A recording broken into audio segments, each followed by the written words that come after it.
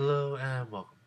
In the first part of this video, it's some hits with using a range crystal in the fight kiln. It boosts your range level to 148, and with full void, a dark bow. Well, Dark Bow was the first clip, and a Tulku ring. You could probably hit some really nice numbers.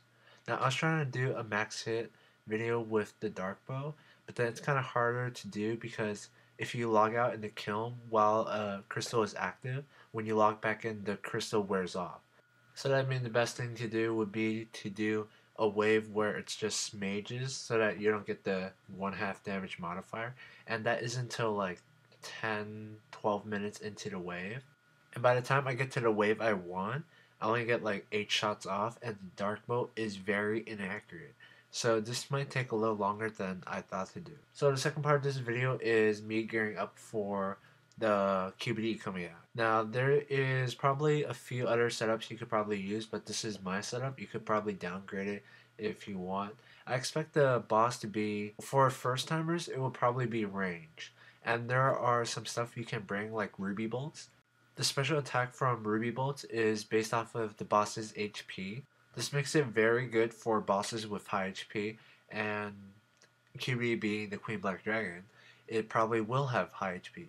But if it don't, you're probably better off using something like Diamond Bolts or another kind of bolt.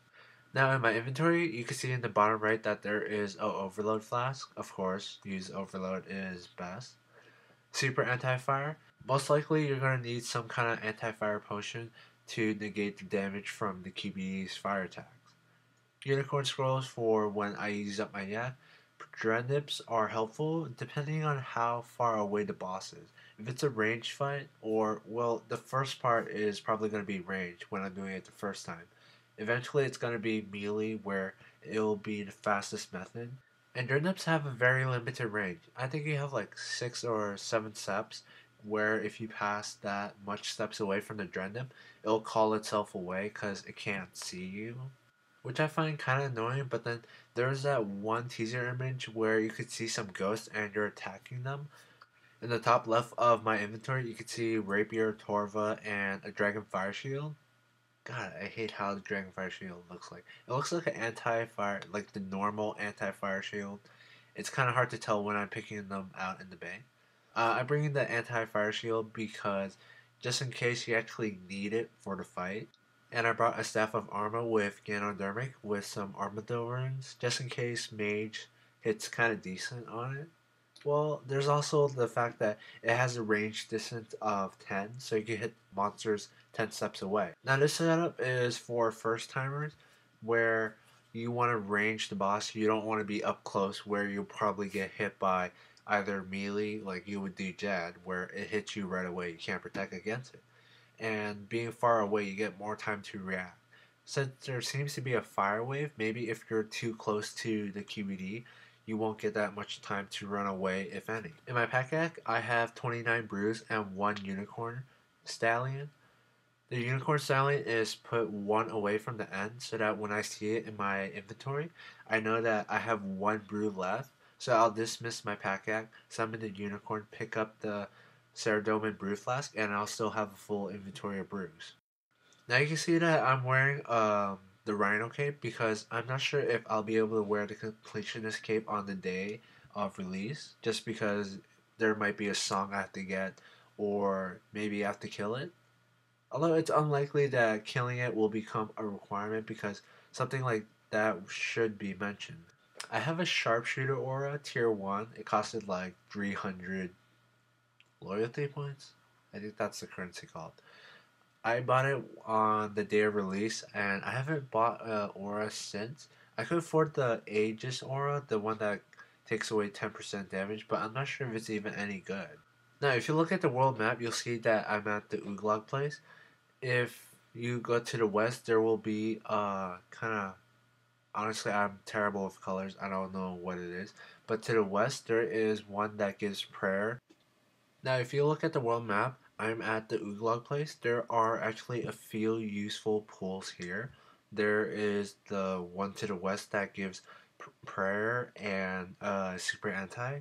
Well, I'm not sure if it's anti, but I know it takes away the poison. Then there's the saltwater spring. This spring regenerates your energy every like few seconds or so. This can be useful when running through Trollheim, especially when you're running through that snowy thing that will lower your energy to 1. With this effect on, you can actually run through the whole thing and not slow down. Then there's the one that is kind of more important. I don't actually remember what it was called, but it was the one to the east of the saltwater spring. It will boost your HP higher than a brew will. So before you go in, you want to use your bonfire thing with whatever logs you have. I myself have magic logs, so I'll be using that. With a full neck set bonfire and the boosting effect of the pull, you can actually get to really high HP.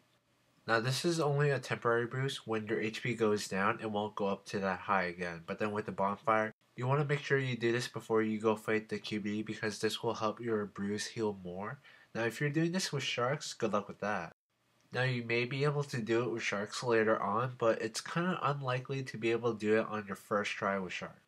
Oh, I think I forgot to note this earlier. I'll be using prayer Nills. It's not shown in my inventory, just because maybe there's some attack that lowers your prayer based on how much you have, or even cuts it down. I'll be using normal prayers for Rigor and Augury, just because I think since you're fighting a boss, you're not really gonna pray Soul Split, and since it's your first try, I don't think you're gonna go meleeing the boss. If you are, good luck with not getting hit with the fire breath. It seems like it's something you have to dodge, and if you're right in front of her, that's going to be kind of hard. The second setup of the video, I'll be using melee. This is once I find out how to do everything. The second setup of the video will be a melee setup. This is if melee is the best method. But this won't be the method I use for my first try. The first try I'll be ranging and it'll be the first setup. It's so that I have more time to react and it's a little safer than being up close where you could get meleeed. Just like if you're doing Jad, you would range it so that you don't have to deal with the melee hit of whatever you're fighting. And if you made it this far in the video, tell me what you think of the QB and what do you plan to bring. Thank you for watching and have a nice day.